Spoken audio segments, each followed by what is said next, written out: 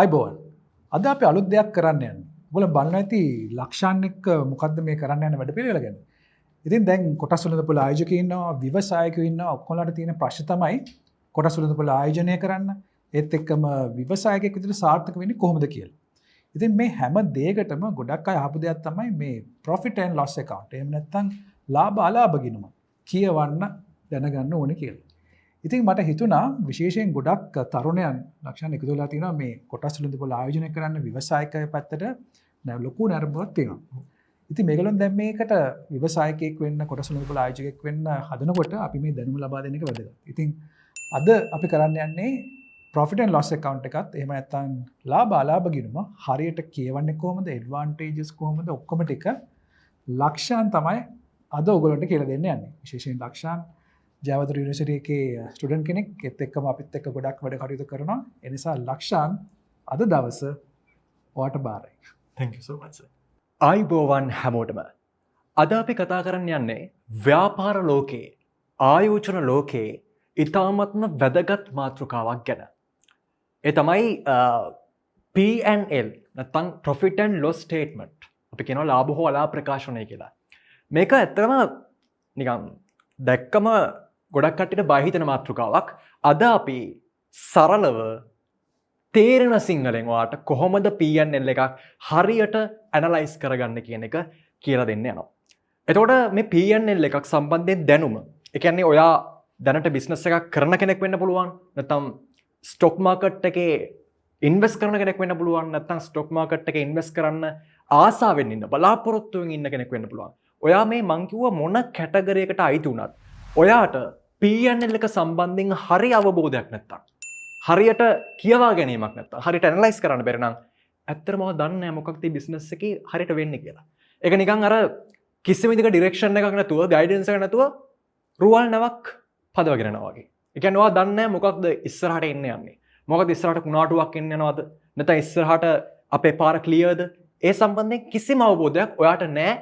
P&L එක නැත්නම් profit and loss statement එක සම්බන්ධයෙන් ඔයාට හරි දැනුමක්, හරි අවබෝධයක් නැත්තම්.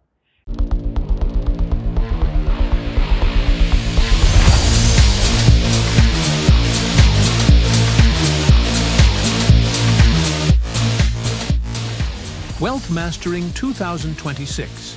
Invest in 5 boxes for your financial freedom. Limited seats available. Reserve yours now. ඉතින් මුලින්ම අපි පැහැදිලි කරගමු මොකක්ද මේ P&L එකක් කියන්නේ. මොකක්ද profit and loss statement එකක් කියන්නේ. හොඳට අහගන්න. P&L එකක් කියන්නේ යම්කිසි නිශ්චිත කාල පරිච්ඡේදයක් ඇතුලේ. ඒ කියන්නේ මාසයක් වෙන්න පුළුවන්, අවුරුද්දක් වෙන්න පුළුවන්. මොකක් කර නිශ්චිත කාල පරිච්ඡේදයක් වෙන්න ඕනේ. නිශ්චිත කාල පරිච්ඡේදයක් ඇතුලේ අපේ බිස්නස් එකට, අපේ බිස්නස් එකේ ලාච්චුවට කොච්චර සල්ලි ආවද? කොච්චර සල්ලි ආවද? ඒ ආපු සල්ලි වලින් අපි කොච්චර වියදම් කරනවද?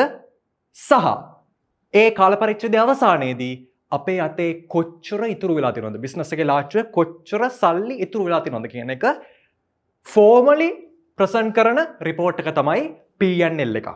Profit and loss statement එකක්. නැත්නම් ලාභ හෝ අලාභ ප්‍රකාශනයක් කියලා කියන්නේ. ඒතර මම කැමති මේක හරි ලස්සන උදාහරණයකින් ඔයාලට තවදුරටත් සමීප කරන්න. ඒ තමයි මම P&L එක සමාන කරනවා අපි සාමාන්‍යයෙන් ගන්න මෙඩිකල් රිපෝට් එකකට. දැන් මුලින්ම කියන්නකෝ ඇයි මෙඩිකල් රිපෝට් එකක් ගන්න? වෛද්‍ය වාර්තාවක් ගන්න. අපේ ඇඟේ මොකක් හරි විදියක රෝගයක් තියෙනවද? අපි රෝගාතුරව ඉන්නවද? නැත්නම් මොකක් හරි රෝග ලක්ෂණයක් තියෙන මොකක් හරි බැක්ටීරියා, විෂ බීජ තියෙනවද කියලා අපි පරීක්ෂා කරගන්නනේ. අපි නිරෝගීද කියලා පරීක්ෂා කරගන්න තමයි මෙඩිකල් රිපෝට් එකක් ගන්න. එතකොට අන්න ඒ වගේ තමයි බිස්නස් එකකත් බිස්නස් එක හෙල්දිද? කියන්නේ බිස්නස් එක ප්‍රොෆිට් ලබාගෙන ලස්සන්ට ෆ්ලෝ එකේ අරගෙන යනවද බිස්නස් එක? නැත්තම් අලාභ ලබ ලොස් වෙවි ඒක නිකන් ලෙඩ දිදී දුවන ව්‍යාපාරයක්ද? හෙල්දිද නැද්ද කියලා බලා ගන්න.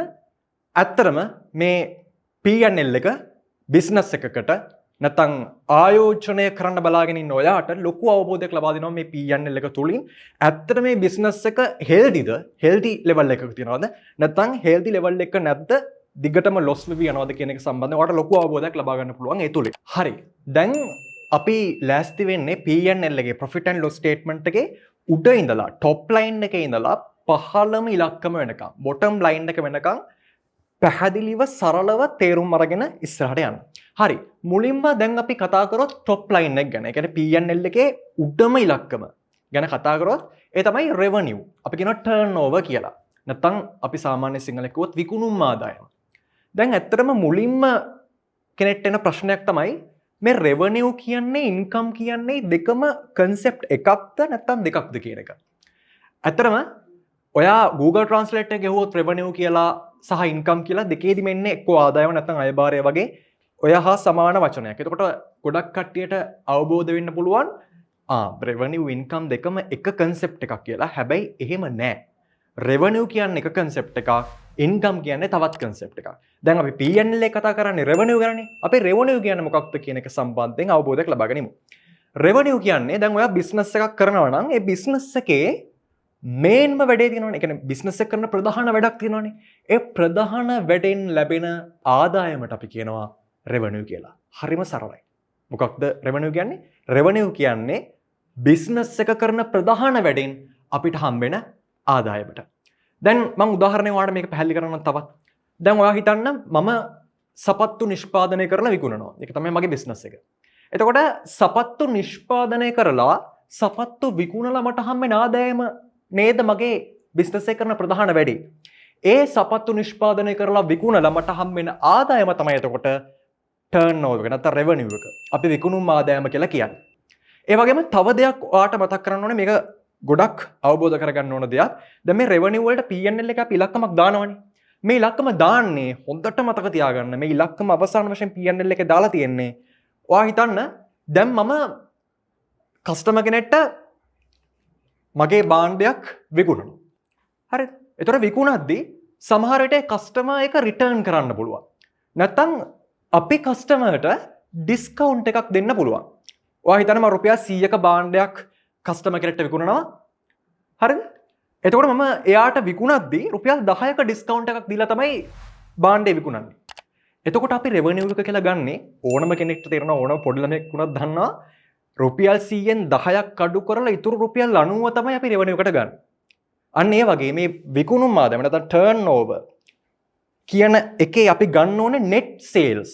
කියන්නේ සුද්ධ විකුණුම් ආදායම තමයි අපි ගන්න ඕනේ. කියන්නේ මොකක් හරි ඩිස්කවුන්ට් එකක් තියෙනවනේ ඒ ඔක්කොම අඩු කළ යුතු අඩු කිරීම අඩු කරාට පස්සේ ඉලක්කම තමයි revenue නැත්නම් විකුණුම් ආදායම කියලා අපිට හම්බ වෙන්නේ. එතකොට මම තව පැත්තක් පොඩ්ඩක් ටච් කරන්න යන්නේ ඔය ගමන්. දැන් ඔයා දන්නවා මොකක්ද revenue එකක් කියන්නේ කියලා. හරිද? දැන් අපි කතා කරේ මේ top line එක තමයි දැන් අපි ඉන්නේ. revenue. turnover කියන තැන තමයි දැන් අපි ඉන්නේ.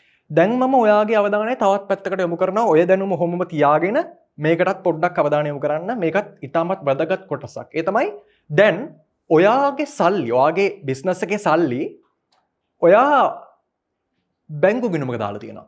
අපි හිතමු එහෙම බැංකු ගිණුමක ඔයාගේ සල්ලි දාලා තියෙනවා. ඒතර දැන් බැංකු ගිණුමක සල්ලි දැම්මම මොකද වෙන්නේ? ඔයාට කාල පරිච්ඡේදයේ අවසානයේ මොකක්ද හම්බෙන්නේ? පොලියක් හම්බෙනවා. ඒතර ඒ පොලිය මොකක්ද ඔයාට? ආදායම. නේ? ඉන්කම් එකක්. පොලිය කියන්නේ ආදායමක් නේ.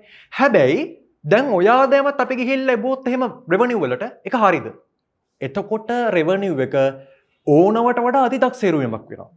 එතකොට ඉන්වෙස්ටර්ස්ලාට විතරක් නෙමෙයි බිස්නස් එකක් කරනවා ඔයාට පවා බිස්නස් එක ගැන හරිය කියවා ගැනීමක් කරන්න බෑ. ඒ නිසා අර දැන් මං කිව්වේ බැංකුවක අපි සල්ලි දාලා තියෙනවා.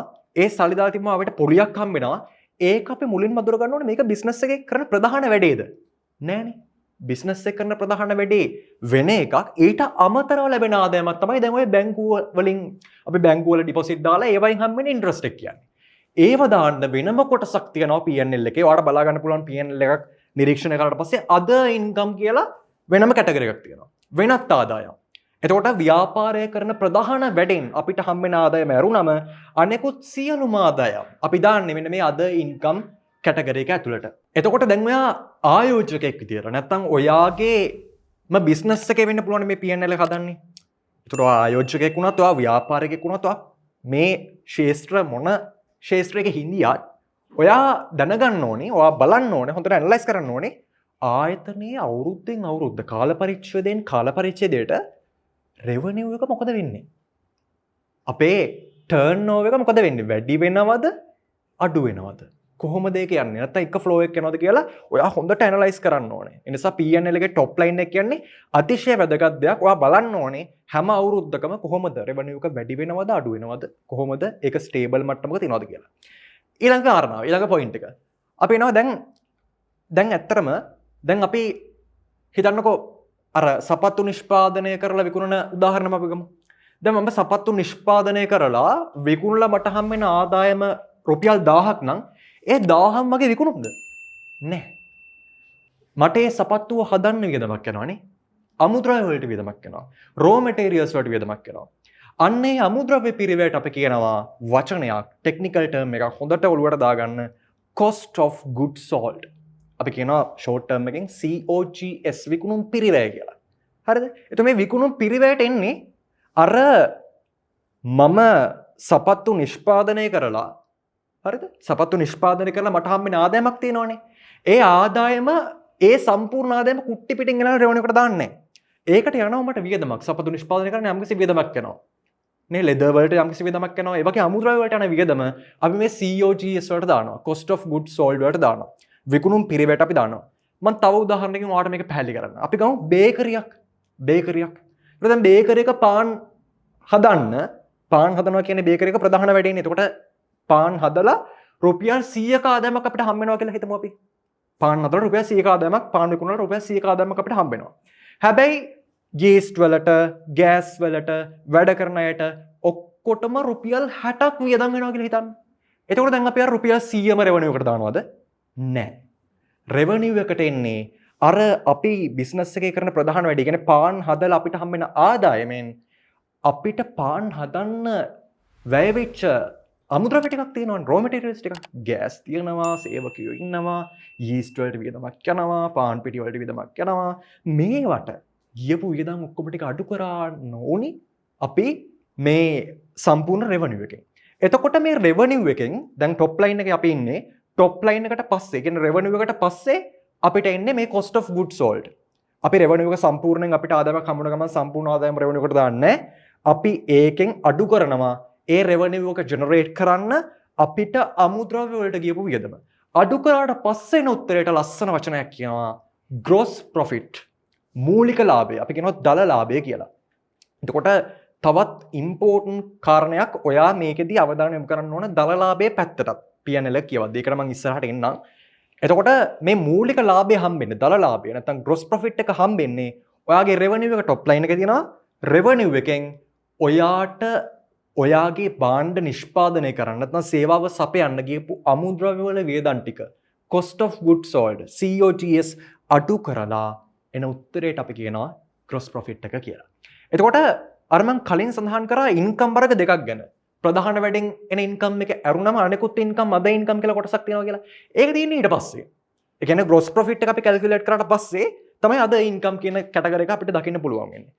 එතකොට මේ ඔයා බලන්න ඕනේ ඔයා අවධානය යොමු කරන්න ඕන දේ තමයි gross profit එක හොඳ මට්ටමක තියෙනවද ආයතනයේ. දැන් මම කරුණක් කිව්වා කලින් ඔයා බලන්න ඕනේ revenue එක හොඳ මට්ටමක තියෙනවද වැඩි වෙනවද අඩු වෙනවද කොහොමද ඒක ගලාගෙන යන්නේ කියලා. දෙවැනි කාරණාව ඔයා බලන්න ඕනේ gross profit එක ඔයාගේ හොඳ මට්ටමක තියෙනවද කියලා. හරි. දැන් මම කලින් සඳහන් කළා වගේ භාණ්ඩ නිෂ්පාදනය කරලා විතරක් ව්‍යාපාරයක ඇතිද? නැහැ. භාණ්ඩ නිෂ්පාදනය කරලා විතරක් මදි. ඊට වඩා ගොඩක් බිස්නස් එක කරගෙන යද්දී බිස්නස් එක ඔපරේට් කරද්දී ගොඩක් වියදම් දරන්න අපිට සිද්ධ වෙනවා. එතකොට අපිට බිස්නස් එකේ ලයිට් බිල් ගෙවන්න සිද්ධ වෙනවා, වතුර බිල් ගෙවන්න සිද්ධ වෙනවා. නැත්නම් ඉන්න කාර්යාල සේවකවන්ට වැටුප් ගෙවන්න සිද්ධ වෙනවා. මාකටිං කැම්පේන්ස් කරන්න ඕනේ. ප්‍රොඩක්ට් එක ප්‍රමෝට් කරන්න ඕනේ. මේවට වියදම් යනවා. එතකොට මෙන්න මේ යන වියදම් බිස්නස් එක කරගෙන යද්දී අපිට නිරන්තරයෙන් දරන්න වෙන සිද්ධ වෙන වියදම් වලට අපි කියනවා කියන්නේ බිස්නස් එක කරගෙන යද්දී එදිනෙදා අපිට දරන්න වෙන වියදම් සෙට් එකක් තියෙනවානේ. මෙන්න මේ වියදම් වලට අපි කියනවා operating expenses. නමේම තියෙනවානේ මෙහෙයුම් වියදම්. ඒ කියන්නේ එදිනෙදා ව්‍යාපාරය කරගෙන යද්දී මෙහෙයවගෙන යද්දී දරන්න වෙන වියදම් තමයි operating expenses කියලා කියන්නේ. එතකොට දැන් අපි revenue එකෙන් cost of goods sold අඩු කරලා අපිට එනවා gross profit එක. එතකොට gross profit එකට other income එකතු කරලා අපිට එනවා උත්තරයක්. මේකෙන් අර ව්‍යාපාරය කරගෙන යන්න දරන්න වෙන වියදම් ටික තියෙනවානේ operating expenses ටික. මේ operating expenses ටික අඩු කරාට පස්සේ එනවා අපිට උත්තරයක්.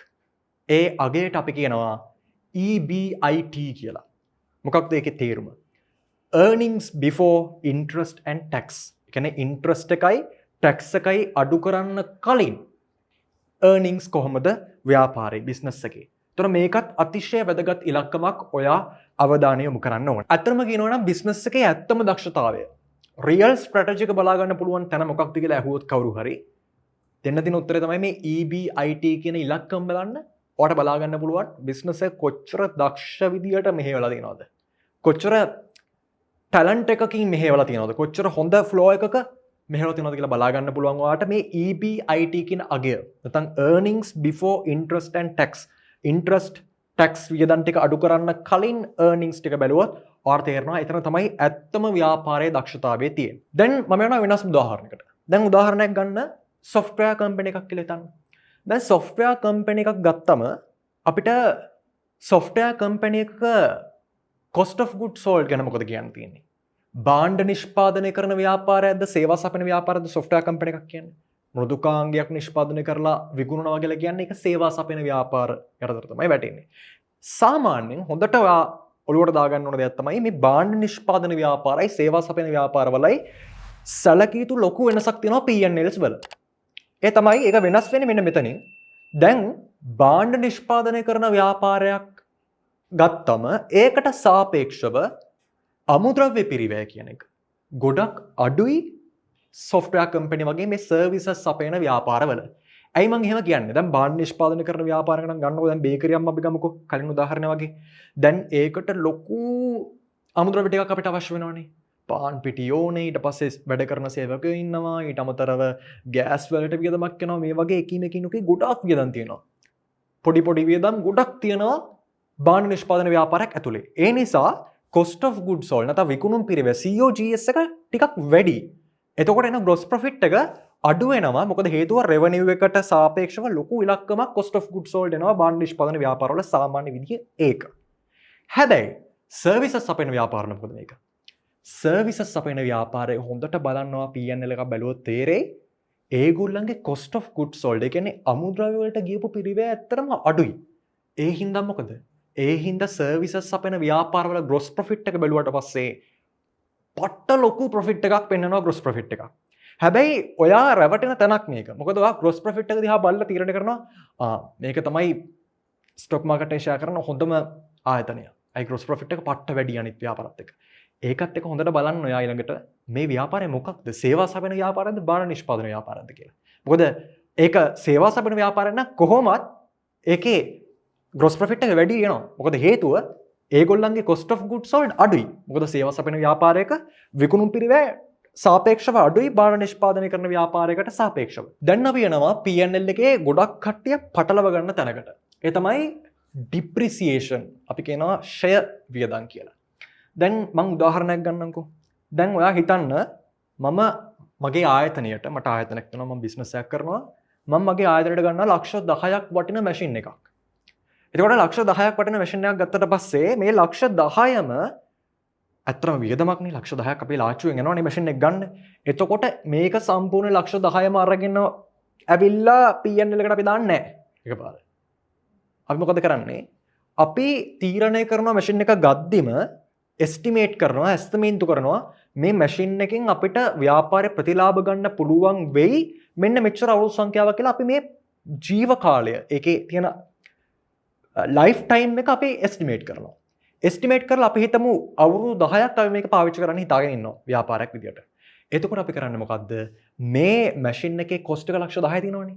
මේ ලක්ෂ 10 අර ලයිෆ් ටයිම් එක අවුරුදු 10 තියෙනවනේ. මේ අවුරුදු 10 යටතේ යම් කිසි පදනමක් යටතේ බෙදා හරිනවා. බෙදා හැරලා ඒ එක පංගුවකට එක කාල පරිච්ඡේදයකට එන වියදම තියෙනවනේ. ඒ බෙදලා දෙන එක කොටස ඒ කොටස තමයි අපි අරගෙන වෙලා P&L එකට දාන්නේ. ඒතර මේ කොටසට අපි කියනවා ෂය කියලා. නැත්නම් ඩිප්‍රිසියේෂන් කියලා. හැබැයි හොඳට මතක තියාගන්න තවත් පොඩි කාරණයක් තියෙනවා. මේ ඩිප්‍රිසියේෂන් කියන වියදම අපේ මේ P&L එකට විතරක් අදාළ වෙච්ච වියදමක්. කියන්නේ පොත් අගයක් විතරයි. බුක් වැලියු එකක් විතරයි. ඇත්තටම මේ දැන් ඔයා හිතන්නකෝ ලක්ෂ 10න් ලක්ෂයක් මම P&L එකට දැම්මා කියලා මැෂින් ඩිප්‍රිසියේෂන් කියලා මැෂින් එකට ඩිප්‍රිසියේට් කරලා රුපියල් ලක්ෂයක් දානවා. හැබැයි රුපියල් ලක්ෂය ඇත්තටම මගේ ලාච්චුවෙන් බිස්නස් එකේ ලාච්චුව අඩු වෙනවද? නැහැ. ඒක ඔයා හොඳට ඔලුවට දාගන්න ඕන දෙයක්.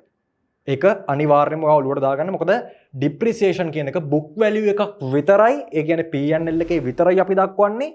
ඒක ඇත්තටම දැක්කුවා කියලා P&L එකේ ඒ ලක්ෂය නැත්නම් ඒ අගය ඇත්තටම ව්‍යාපාරයෙන් එළියට අවුට්ෆ්ලෝ වෙන්නේ නැහැ. මෙන්න මේ හින්දාම තමයි ගොඩක් බිස්නස් ගොඩක් ආතන පාඩුයි කිව්වට ඒ බිස්නස් ලස්සන්ට ව්‍යාපාරය කරගෙන යන්නේ ඒකයි. මොකද පාඩුයි කියලා කියන්නේ ඇයි? දැන් ෂෙයා වේදන් ටික අරගෙන ඇවිල්ලා දානවා මොනවලද? ඔපරේටිං එක්ස්පෙන්සස් වල. ඊට පස්සේ කෙලින්ම ඔපරේටිං එක්ස්පෙන්සස් ලොකු වගයක් ගන්නවා. ඊට පස්සේ කෙලින්ම අපිට එන ප්‍රොෆිට් එක මොකද වෙන්නේ? ප්‍රොෆිට් එක අඩු වෙනවා. එතකොට පාඩුයි කියලා පෙන්නනවා. හැබැයි පෙන්නුවට පාඩු නෑ. වැරටික් කරගෙන යනවා ඒගොල්ලෝ සාමාන්‍යයෙන් තුන හොඳට වැරටික් කරගෙන යනවා. මේකට හේතුව ඔයා බලන්න ඩිප්‍රිසියේෂන් අගය ලොකු වගයක් නම් ඒ කියන්නේ අනිවාර්යෙන් ඔපරේටිං එක්ස්පෙන්සස් ගොඩක් වැඩි වෙන්න එක හේතු වෙනවනේ. ඒතර ඔයා දැනගන්න ඕනේ ඔයාගේ ඔළුව දැනගන්න ඕනේ ඩිප්‍රිසියේෂන් කියන්නේ මේක බුක් වැලියු එකක් විතරයි. මේක ඇත්තටම අවුට්ෆ්ලෝ වෙන්නේ නැහැ. මේක ඇත්තටම ව්‍යාපාර ලාච්චුවෙන් සල්ලි ඉලිට යන්නේ නැහැ කියන එක ඔයාගේ ඔළුවේ වැඩ කරන්න ඕනේ. දැන් මම මේක එක්සැම්පල් එකකින් පැහැදිලි කරන්න. ඔයා ගන්න කන්ස්ට්‍රක්ෂන් කම්පැනි එකක්. දැන් කන්ස්ට්‍රක්ෂන් කම්පැනි එකක් නැත්නම් ඉදිකිරීම් ශාස්ත්‍රයේ සමාගමක් ගත්තම ඔයා මම අපි හැමෝම දන්නවා ඉදිකිරීම් ශාස්ත්‍රයේ සමාගමකට ගොඩාක් ලොකු කැපිටල් එකක් ඕනේ. ඒ කියන්නේ ගොඩක් ලොකු ප්‍රාග්ධන සූක්ෂම යන්ත්‍ර සූත්‍ර ඕනේ, ඊට පස්සේ මැෂින්ස් ඕනේ, වාහන ඕනේ. මේ වගේ ගොඩාක් දිගු කාලීනව පාවිච්චි කරන්න බලාපොරොත්තු වෙන වත්කම් සෙට් එකක් මේ ඉදිකිරීම් ශාස්ත්‍රයේ සමාගම් වල අනෙකුත් සමාගම් වලට සාපේක්ෂව තියෙනවා. එතකොට ඒ කියන්නේ වක්‍රාකාරය මොකද? දැන් මම කතා කරපු ඩිප්‍රිසියේෂන් මාතෘකාවත් එක්ක වඩා මොකද හිතෙන්නේ? හරියටම හරි. ඒගොල්ලන්ගේ ඩිප්‍රිසියේෂන් වියදම් වැඩි. ඒ කියන්නේ ඉදිකිරීම් ශාස්ත්‍රයේ සමාගමක් ඔයා දැන් ගිහිල්ලා බලන්න P&L එක බැලුවට පස්සේ ඇනුවල් රිපෝට් එකේ P&L එක ඒගොල්ලන්ගේ ඩිප්‍රිසියේෂන් පට්ටම ලොකු වගයක් තියෙන්නේ. ඒ හින්දා මොකද? ප්‍රොෆිට් එක පට්ට අඩුවෙන් පෙන්නන්නේ. ඒ ඔපරේටිං එක්ස්පෙන්සස් වැඩිනේ. එහෙමයි කියලා බය වෙන්න දෙයක් නැහැ. මොකද හේතුව ඔයා දැන් ඩිප්‍රිසියේෂන් වලට බය නැහැ. මොකද හේතුව ඔයා දන්නවා දැන් ඩිප්‍රිසියේෂන් කියන්නේ බුක් වැලියු එකක් විතරයි ඒක. ඒක අර ඇත්තටම ව්‍යාපාරයේ ලාච්චුවෙන් සල්ලි එළියට ගලා යාමක් වෙන්නේ නැහැ. කියන එක ඔයාගේ ඔළුවට එන්න ඕනේ. තව පොඩි ප්‍රෝ ටිප් එකක් දෙන්නම්. දැන් හිතන්න මේ දැන් අපි ආවනේ මේ ඔපරේටිං එක්ස්පෙන්සස් වෙනකන්. දැන් මේ ඔපරේටිං එක්ස්පෙන්සස් දැන් අපි EBIT කියලා එකක් කැල්කියුලේට් කරනවා උඩින් earnings before interest and tax. දැන් අපිට ඇත්තටම ලොකු කන්ෆියුෂන් එකක් තියෙනවා. මොකද දැන් ආයතනක ඩිප්‍රිසියේෂන් තියෙනවා. ඕනම ආයතනක සාමාන්‍ය ඩිප්‍රිසියේෂන් තියෙනවා. හැබැයි ඩිප්‍රිසියේෂන් ගණන් කරාට පස්සේ අපිට ලොකු ප්‍රශ්නකට මුහුණ දෙන්න වෙනවා ඇනලයිස් කරද්දී. ඇයි ඇත්තටම ඩිප්‍රිසියේෂන් වියදම ගණන් ගත්තම අපිට ලොකු අවබෝධයකට එන්න බෑනේ. ඇත්තටම යන කෑෂ් ෆ්ලෝ එක සම්බන්ධයෙන්. ඒ කියන්නේ net cash flow එක සම්බන්ධයෙන් අදහසක් එන්නේ නැහැ. මොකද හේතුව ඩිප්‍රිසියේෂන් කියලා වියදමක් තිබ්බට, ෂෙයා වියදමක් තිබ්බට, ෂෙයා වියදම ඇත්තටම ආයතනෙන් එළියට යන්නේ නැහැ. නිකන් එක බුක් වැලියුවක් විතරයි. මෙන්න මේක निराකරණය කරලා ඕගොල්ලන්ට පැහැදිලිව වෙනම ඉලක්කමක් ජෙනරේට් කරලා මේ P&L එකේ හදලා තියෙනවා. ඒකට අපි කියනවා EBITDA. නිකන් අකුරු ගොඩක් දැකලා බය වෙන්න එපා. මේක හරිය සරල දෙයක් තියෙන්නේ. EBITDA කියන්නේ earnings before interest, tax, depreciation and amortization. ඒ කියන්නේ අපි මේකද කරන්නේ අර EBIT කියලා එකක් ආවනේ. ඒ කියන්නේ අපේ revenue එකෙන් cost of goods sold අඩු කරලා ඊට පස්සේ other income එකතු කරලා දැන් revenue එකෙන් cost of goods sold අඩු කරාට පස්සේ gross profit එක ආවා. ඒකට other income එකතු කරා. other income එකතු කරලා operating expenses අඩු කරා. එතකොට ආව අපිට මොකද්ද? EBIT, earnings before interest and tax. මෙන්න මේ අගය තියෙනවනේ. මේ අගයට අපි share ටික එකතු කරනවා. ඇයි හේතුව share ටික එකතු කරන්නේ? අර මම කලින් කිව්වනේ ද share කියන්නේ book value එකක් විතරයි. ඒක ඇත්තටම cash flow එකක් විදිහට outflow වෙන්නේ නැහැ physically ව්‍යාපාරයෙන්. ඒ හින්දා හරියටම ආයතනයේ generate වෙන cash flow එක ගැන investorට නැත්නම් business එකේ ownerට shareholderට අදහසක් ගන්න තමයි මේ EBITDA කියන අගය දීලා තියෙන්නේ වෙනම EBIT එකට කෙලින්ම share වියදම එකතු වෙලා. එතකොට ඒ අගෙන් අපිට බලා ගන්න පුළුවන් ඇත්තටම ආයතනයේ සංසරණය වෙන cash flow එක මොන වගේ මට්ටමකද තියෙන්නේ කියලා. ඒ නිසා අද ඉඳන් EBIT එක බලලා එකපාරට අම්මර්සිරි මේකේ පාඩුයි කියලා හිතන්න එපා. යටින් තියෙනවා EBITDA කියලා අගය. ඒක බලන්න. ඒක බලලා තීරණ ගන්න. මොකද ඒකේ අර share කියන වියදම් book values විතරක් තියෙන ඒවා ඔක්කොම එකතු කරලා තමයි ඒ අගය තියෙන්නේ. දැන් හරි. ඔක්කොම දේවල් ටික හරි. දැන් අපි අවසාන අදියරට අවිල්ල ඉන්නවා. දැන් අපි මොකක් හරි විදිහක ලෝන් එකක් කරන් තියනවා නම් බැංකුවෙන් වෙන්න පුළුවන් නේ. බිස්නස් එකක් කරගෙන යද්දී අපි ලෝන්ස් ගන්නවා බැංක්ස් වලින්. ඒතර ලෝන්ස් ගද්දී අපිට පොලියක් ගෙවන්න සිද්ධ වෙනවා. ඉන්ට්‍රස්ට් එකක් ගෙවන්න සිද්ධ වෙනවානේ. සහ ඒ වගේම ගවර්න්මන්ට් එක මොකෝ? දැන් ගවර්න්මන්ට් එක බිස්නස් වලට මැදිහත් වෙලා කියනවා ටැක්ස් ගෙවන්න ඕනේ. ආදායම් බදු ගෙවන්න ඕනේ. ව්‍යාපාරයේ බදු ගෙවන්න ඕනේ. කියලා වෙනම ඒගොල්ලෝ ලොකු ප්‍රෙෂර් එකක් දෙනවා ව්‍යාපාරවල. ඒතකොට මෙන්න මේ ටැක්ස් කියන වියදම ව්‍යාපාරයට වියදමක්. අනිවාර්යෙන් වියදමක්නේ. ඊට පස්සේ ඊට අමතරව අර බැංකුවෙන් ගත්ත ලෝන්ස් වලට අපි ගෙවන පොලිය ඉන්ට්‍රස්ට් එක ඒකත් වියදමක්. ඒතර මෙන්න මේ වියදම් ටික අඩු කරාට පස්සේ මෙන්න මේ කියන වියදම් දෙක ඉන්ට්‍රස්ට් එක්ස්පෙන්ස් එකයි ටැක්ස් එක්ස්පෙන්ස් එකයි දෙකම අඩු කරාට පස්සේ ඔන්න එනවා උත්තරයක්. ඒකට අපි කියනවා net profit එක. ඒ කියන්නේ කාලච්ඡේදයේ ශුද්ධ ලාභය. ඒ කියන්නේ අපි හදපු මාසෙට නම් මාසෙට අවුරුද්දට නම් අවුරුද්දට මේ අවුරුද්ද තුල මේ මාසෙ තුල මේ කාල පරිච්ඡේදය තුලේ ආයතනයේ ව්‍යාපාරයේ ශුද්ධ ලාභය තමයි මේ net profit එක කියන එකෙන් අපිට පෙන්눔 කරන්න. එතකොට බොටම් ලයින් එකට එන්නේ. දැන් අපි টොප් ලයින් එකේ ගැන කතා කරා টොප් ලයින් එකට එන්නේ revenue නැත්නම් turnover. අපි කියනවා net sales එන්නේ. හරිද? එතකොට බොටම් ලයින් එකට ගැන කතා කරොත් අන්තිම ඉවර වෙන්නේ net profit එකෙන්. මේ net profit එක සුද්ධ ලාභය තමයි කම්පැනි එකක shareholdersලා විදියට අයිතිකාරයෝ විදියට බෙදලා දෙන්නේ මෙන්න මේ සුද්ධ ලාභය. මෙන්න මේ net profit එක. එතකොට මේ net profit එකට එන ඉලක්කම තියෙනවානේ. මේ ඉලක්කම අපි ස්ටොක් මාකට් එක ගත්තොත් ස්ටොක් මාකට් එකේ ෂෙයා කරන්න ඉෂුව කරන්න බලාපොරොත්තු වෙන ෂෙයාර්ස් ගානෙන් මේ සම්පූර්ණ net profit එක බෙදුවට පස්සේ එන උත්තරයට අපි කියනවා ඉතාමත් වැදගත් රේෂියෝ එකක් ස්ටොක් මාකට් එකේ ඇනලිසිස් වල earning per share අපි කියනවා EPS. මේ අනුව තමයි කොටසක මිල කොහොමද තීරණය වෙන්නේ කියලා ඩිසයිඩ් කරන්නේ මෙන්න මේ රේෂියෝ එක මත. earning per share EPS. එතකොට earning per share එක කැල්කියුලේට් කරන්න අනිවාර්යෙන් P&L එකක් හදන්න ඕනේ. P&L එකක් හදලා අවසාන බොටම් ලයින් එකේ එන net profit එක අපි ගන්නවා. ශුද්ධ ලාභය අපි ගන්නවා. අන්නේ ශුද්ධ ලාභය බෙදනවා ඉෂුව කරන්න බලාපොරොත්තු වෙන කොටස් සංඛ්‍යාවෙන්. එතකොට අපිට එන උත්තරේ විදිහට මොකක්ද? EPS earning per share. මේ එන රේෂියෝ එකේ අගයට අනුව තමයි අපි කොටසක මිල තීරණය කරන්නේ. දැන් හරිය. දැන් සම්පූර්ණ P&L එක සම්බන්ධයෙන් ඔයාලට අවබෝධයක් තියෙනවා. හරිද? ඔයාලට යම්කිසි තේරුම් ගැනීමක් හොඳ අන්ඩර්ස්ටෑන්ඩින් එකක් P&L එකක් සම්බන්ධයෙන් টොප් ලයින් එකේ ඉඳන් බොටම් ලයින් එක වෙනකම් මේ නම්බර්ස් ගැන තියෙනවා. හරිද? දැන් මම ඔයාලට ස්ට්‍රැටජිස් ටිකකුත් කියන ගමන් මේක පහළ වෙනකම් සම්පූර්ණයෙන් P&L එක සම්බන්ධයෙන් අවබෝධයක් ලබා දුන්නනේ. දැන් ඇත්තටම මේක විතරක් මදි. දැන් ඇත්තටම මෙතන ගේම් එක තියෙන මෙන්න මෙතනනේ. කොහොමද අපි තීරණ ගන්නෙ? දැන් P&L එක දිහා බලලා අපි තීරණ ගන්න බෑනේ. ස්ට්‍රැටජික් ඩිසිෂන්ස් ගන්න ඕනේ. මොකද මේ ඩිසිෂන්ස් මත තමයි තීරණය වෙන්නේ අපි කරන ඉන්වෙස්ට්මන්ට් එකද නැත්නම් අපි රන් කරන බිස්නස් එකද ඊළඟ අවුරුද්දේ මීට වඩා ලෙවල් අප් වෙනවද නැත්නම් අපි ඉන්න තත්ත්වෙනොත් පාතද ඇදගෙන වටනවද කියලා තීරණය කරන්නේ මේ අපි ගන්න ඩිසිෂන්ස් මත. දැන් අපි කොහොමද තීරණ ගන්නේ? තීරණ ගද්දී අපි බලන්න ඕන දැන් මම මේ කලින් සඳහන් කරපු gross profit එකවත් revenue එකවත් net profit එකවත් බලලා නෙමෙයි. අපි බලන්න ඕන profit margins. ලාභ ආන්තිකයක් කොච්චර තියෙනවද? ලාභ ආන්තිකය. බය වෙන්න එපා මේ වචන වලට. හරිම සරල දෙයක් තියෙනවා. ඒතර අර මං කිව්වා වගේ බලන්න ඕනේවා gross profit එක net profit එක නෙවෙයි P&L එකේ තියෙන්නේ. ඒ gross profit net profit numbers. ඔයා බලන්න ඕනේ gross profit margin එක කොච්චරක්ද? net profit නෙමෙයි net profit margin එක කොච්චරක්ද? දැන් මම ඔයාලට උදාහරණයක් පෙන්නන්නම්. දැන් අපි ගමු කීල්ස් කාගිල්ස් වගේ සුපර් මාකට් තියෙනවනේ. එතකොට මේ කීල්ස් කාගිල්ස් වගේ සුපර් මාකට් ගත්තම මේගොල්ලන්ගේ net profit margin එක හරිම අඩුයි. සාමාන්‍යයෙන් මම අගයක් කියන්නම් ඔයාලට 4ක් 5ක් වගේ තමයි net profit margin එක යන්නේ කීල්ස් කාගිල්ස් වගේ සුපර් මාකට්ස් වල. හැබැයි ඒක හොඳයි. සුපර් මාකට්ස් වලට අනුව ඒක හොඳයි. මොකද හේතුව ඒගොල්ලෝ පාවිච්චි කරන ස්ට්‍රැටජි එක ටිකක් වෙනස්. මොකක්ද? දැන් ඔයා වුණත් කීල්ස් සුපර් මාකට් එකකට ගියාට පස්සේ කාගිල්ස් ෆුඩ් සිටි එකකට ගියාට පස්සේ ඔයාලට මොනවද දකින්න ලම්බෙන්නේ?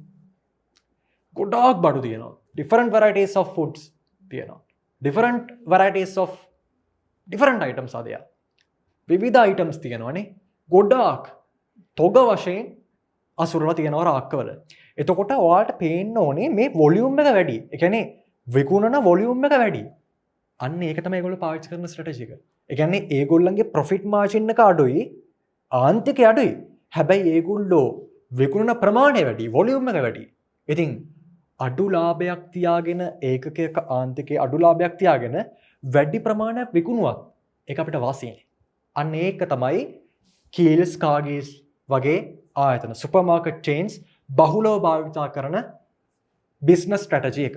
තව කාරණාවක්. දැන් ඔයා භාණ්ඩයක මිල තීරණය කරද්දී ප්‍රයිසිං ස්ට්‍රැටජි එක සම්බන්ධව ලොකු අවධානයක් යොමු කරන්න ඕනේ.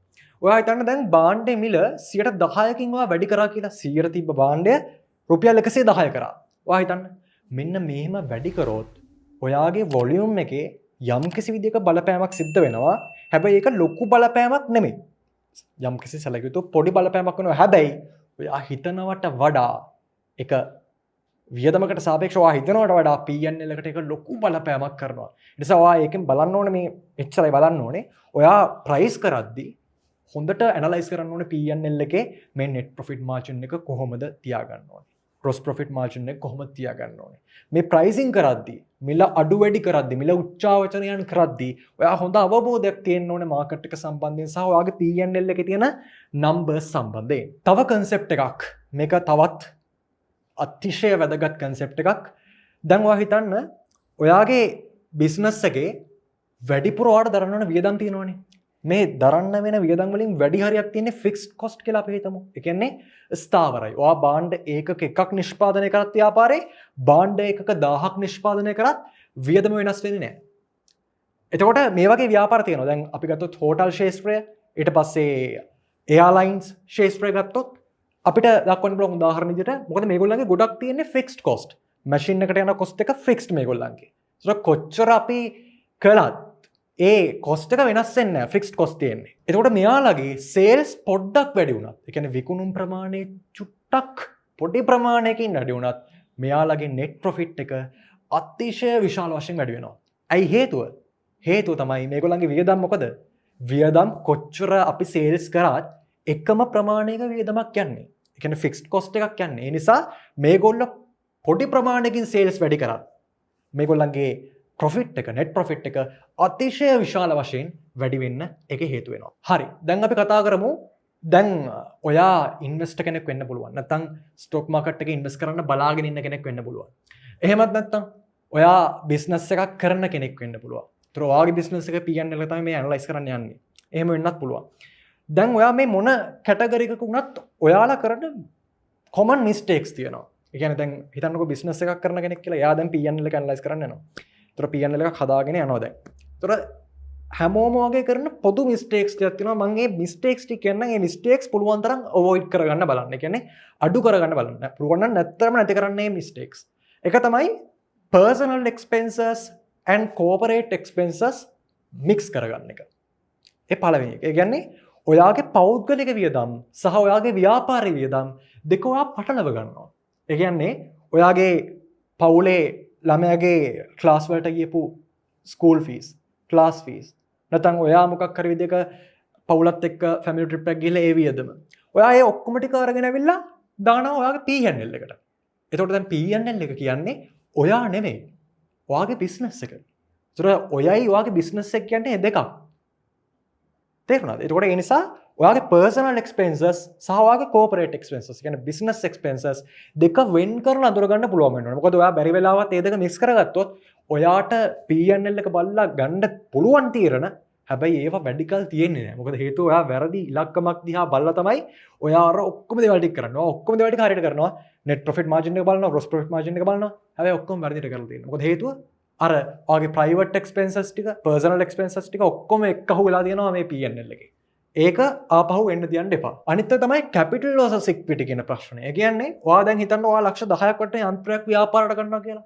ලක්ෂ 10ක් වටින මැෂින් එකක් ගන්නවා, යන්ත්‍රයක් ගන්නවා. ඔයා ඒ මුළු ලක්ෂ 10ම අරගෙන ඇවිල්ලා P&L එකට දානවා. එහෙම දාන්නේ නැහැ. මොකද P&L එක මම කලින්ම කිව්වා P&L එක කියන්නේ මොකද්ද? අපේ ආදායමුයි අපේ වියදමුයි සඳහන් කරන තැන. එතකොට ඇත්තටම මැෂින් එකක් කියන්නේ මොකක්ද ව්‍යාපාරයට? ව්‍යාපාරේ පාවිච්චි කරන්නේ දැන් ඉන්නේ ඇසෙට් එකක්. ඇසෙට් එක දාන්නේ අපි ඉස්සරහට කතා කරනවා බැලන්ස් ෂීට් එකේ. not P&L. එතකොට ඔයා ඒක පටලව ගන්න එපා. මොකද හේතුව ගොඩක් කට්ටිය ඇසෙට් එකක් කියලා හිතාගෙන ඒක P&L එක අස්සර වල ලොකු ලාභ වෙන්නනවා සමහර විට. එහෙම ලොකු ට්‍රෙන්ඩ් එකක් තියෙනවා. ඒ නිසා ඒක ආපහු ඔයා ඒක කරලා තියෙනවා නම් හෝ වැරදීමකින් හරි ඔයාලා accountants-ලා වාගේ business එකේ accountant එහෙම දෙයක් කරනවා නම් ඒ දේවල් පුළුවන් තරම් අවොයිඩ් කරන්න. මොකද හේතුව එහෙම වැඩිපුර ලාභය අධිතක්සේරුව අවතක්සේරු කරන්න එපා. මොකද ඒක ඔයාගේ ඇසෙට් එකක්. ඔයාගේ එක්ස්පෙන්ස් එකක්වත් ඔයාගේ ඉන්කම් එකක්වත් නෙමෙයි. එතකොට මොනවද මේ P&L එක දිහා බලලා ඔයාලට ගන්න පුළුවන් quick wins. අපි කියනවා ඉක්මනට ගන්න පුළුවන් තීරණ. ඒ කියන්නේ ෂණික ගන්න පුළුවන් තීරණ. එකක් තමයි ඔයාට දැන් P&L එක බලවම තේරෙනවා නිරන්තරයෙන් වියදම් වෙන නිකන් අනවශ්‍ය subscription fees තියෙනවා. නේ? අන්නේ subscription fees ටික ඔයාට කපලා දාන්න පුළුවන්. සම්පූර්ණයෙන්ම අයින් කරලා දාන්න පුළුවන්. නැත්නම් ඔයා multi product business එකක් නම් දෙවැනි කාරණාව ඔයා multi product business එකක්. ඒ කියන්නේ නිෂ්පාදිත කීපයක් විකුණනවා නම් මාකට් එකට දාලා විකිණෙන්නේ නැති නිෂ්පාදිත තියෙන්න පුළුවන් ඔයාගේ නිෂ්පාදිත අතරේ. ඒ විකිණෙන්නේ නැති නිෂ්පාදිත සම්පූර්ණයෙන්ම ගලවලා අයින් කරන්න පුළුවන්. කියන්නේ ඔයා ඒවා නිෂ්පාදනය කරන්නේ නැහැ. එතකොට ඔයාගේ ලාභය වැඩි කරගන්න සහ ස්ට්‍රැටජිකලි ඔයාට බිස්නස් එක ග්‍රෝ කරගන්න ඒක ගොඩක් වැදගත් වෙනවා. ඊළඟ කාරණා තමයි ඔයා දැන් අර හැමෝම දැන ඇඳුනුම්කමට පමණට වඩා ඩිස්කවුන්ට්ස් දෙනවා. වට්ටම් දෙනවා. මෙයා මේ මගේ අහවලා මෙයා මගේ අහවලා ඩිස්කවුන්ට් දෙනවා. ප්‍රශ්න නැහැ. ඕන දෙන්න ඩිස්කවුන්ට්. එහෙම පමණට වඩා ඩිස්කවුන්ට්ස් දෙන එකෙන් වළකින්න. කියන්නේ එහෙම වට්ටම් අවශ්‍ය ප්‍රමාණයට වඩා දෙන්න එපා. ඕනම දෙයක් උනට වඩා ඕනේ නැහැ කියලා තියෙනවනේ. ඒ නිසා ඩිස්කවුන්ට්ස් දෙන එක ඔයාගේ යම්කිසි පොලිසි එකක් ඇති කරගන්න ආයතනය. ඔයාම පොලිසි එකක් ජෙනරේට් කරන්න ඔයාගේ ව්‍යාපාරයක නම් සහ ඔයා ඉන්වෙස්ටර් කෙනෙක් නම් බලන්න මේ වගේ පොලිසිස් තියෙනවද ආයතනයේ කියලා. ඒ කියන්නේ ඔයා තීරණය කරන්න මෙන්න මේ ප්‍රමාණය තමයි මම ඩිස්කවුන්ට්ස් දෙන්නේ. මෙතන එහාට මම ඩිස්කවුන්ට්ස් දෙන්නේ නැහැ. මේ ලිමිට් එකෙන් එහාට මම ඩිස්කවුන්ට්ස් දෙන්නේ නැහැ.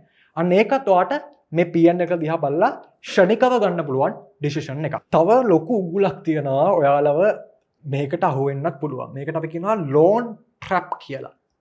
ණය උගුල. දැන් ඔයා බැංකු ණයක් අරගෙන තියෙනවා. මේ බැංකු ණයට ඔයා පොලියක් ගෙවනවා. මාසෙන් මාසෙට පොලියක් ගෙවනවා. ඉන්ට්‍රස්ට් එකක් ගෙවනවා. ඒතර මේ ඉන්ට්‍රස්ට් එක ගෙවද්දී අපි එතකොට මේ ණය වාරිකයක් නේ ගෙවන්නේ නේ. ඒක ප්‍රීපේමන්ට් එකක්. ලෝන් රීපේමන්ට් එකක් නේ ගෙවන්නේ. මේ ණය වාරිකයම අපි P&L එකට දානවද? නැහැ. ඔන්න ඔතන හැමෝටම වරදින තැනක්. මොකද P&L එකේ ඉලක්කම් සම්පූර්ණයෙන් කන පිට ගහන්න හේතුව තමයි මේ සම්පූර්ණ ඔයා ණය ගත්තට පස්සේ ඒ ණයට ගෙවන වාරිකේ තියෙනවනේ. ඔයාගේ වාරිකේ සම්පූර්ණයෙන් මුළු ඔක්කොම ටික අරගෙන කෙලින්ම P&L එකට දානවා. ඒක සම්පූර්ණයෙන්ම වැරදි දෙයක්. මොකද දැන් මම ඔයාලට කියන්නම් මේ ණය මුදලේ මේ අපි ගන්න ණය වාරිකේ තියෙනවනේ. කැපිටල් මේ ලෝන් රීපේමන්ට් එක තියෙනවනේ. මේ ලෝන් රීපේමන්ට් එක හැදලා තියෙනවා කොටස් දෙකකින්. එක තමයි ණය මුදල. අනිත් එක පොලිය. ඒ කියන්නේ අපි ගමන වාරිකේ ගත්තම වාරිකේ කොටස් දෙකක් තියෙනවා. එකක් තමයි ඔයාගේ ඒ ණය මුදල ණය කොටස, අනිත් එක තමයි පොලි වියදම. එතකොට ඔයා හොඳට තේරුම් ගන්න මේ profit and loss statement එක P&L එකේ තියෙන්නේ income expenses විතරයි. එතකොට ඔයා දාන්න ඕනේ අර ණය වාරිකේ තියෙන ණය කොටස නෙමෙයි. ඒක යන්නේ liability එකට. ඒක අපි ඉස්සරහට කතා කරනවා. balance sheet වලදී කතා කරනවා. ඒ ණය වාරිකේ නෙමෙයි යන්නේ. අර පොලි වියදම තමයි යන්නේ වියදමක් විතර P&L එකට. ඒකින්දත් ගොඩක් කට්ටිය පටලව ගන්නවා. ගොඩක් කට්ටිය strategically වැරදි තීරණ ගන්නවා මේ වගේ වැරදි උගුල් වලට loan trap එකට අහුවීම හින්දා. ඒ වගේම මොනවද tools? දැන් ඔයා හිතනවා නම් අම්මෝ මේක මාර ලොකු process එකක්. දැන් මට තේරෙනවා වැඩේ. හැබැයි මේක ලොකු process එකක් නේද? ඇත්තටම එහෙම නෑ. මොකද අද ඔයා අපි හැමෝම දන්නවා artificial intelligence තියෙනවා, information technology තියෙනවා, සංවේදන තාක්ෂණ දියුණුවයි, තොරතුරු තාක්ෂණ දියුණුවයි, IT දියුණුවයි. ඒ නිසා මේවට තියෙනවා softwares. ඔයාට Excel සම්බන්ධ දැනුමක් තියෙනවා කියලා හිතන්න. ඔයාට වෙන මොකුත් සම්බන්ධ දැනුමක් නැහැ. ඔයාට Excel පොඩ්ඩක් ඔය YouTube එකෙන් ඉගෙනගෙන ගේමක් ගහන්න පුළුවන් යම්කිසි දැනුමක් ඔයාට තියෙනවා. විශ්වාස කරන්න Excel spreadsheet application එකනොත් ඔයාට P&L එකක් ලේසියෙන් හදාගන්න පුළුවන්. හරියට වැඩේ ඉගෙන ගත්තොත්. ඒ වගේම Zero applications තියෙනවා. Zero කියලා application එකක් තියෙනවා.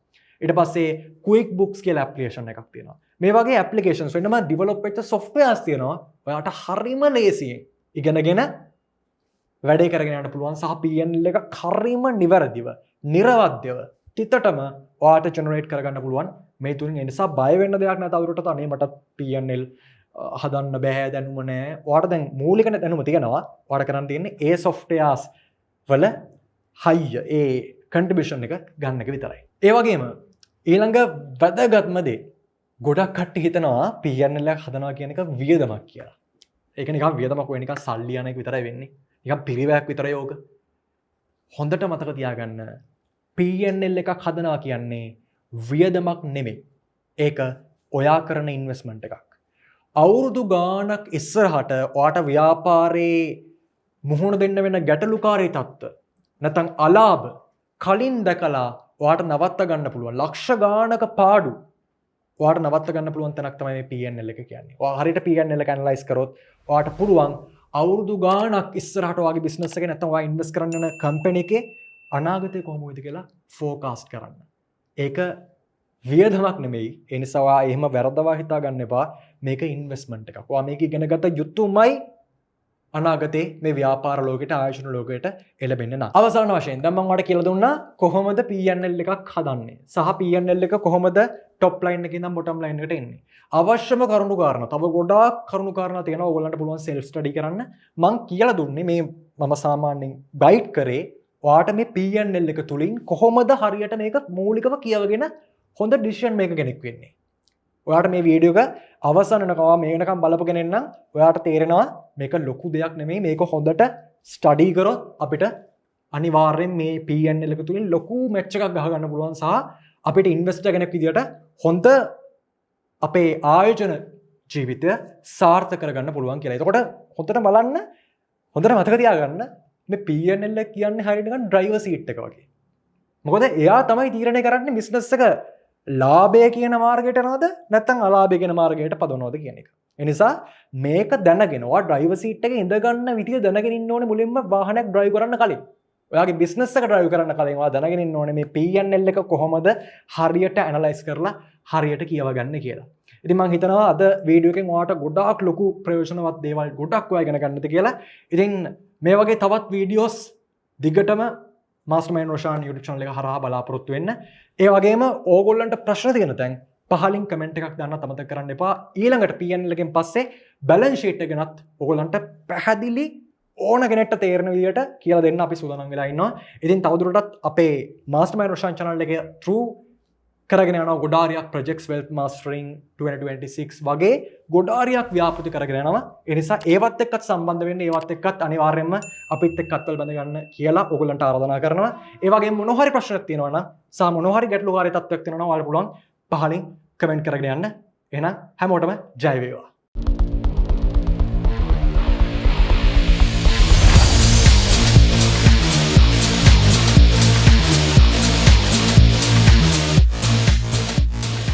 Wealth Mastering 2026. Invest in 5 boxes for your financial freedom. Limited seats available.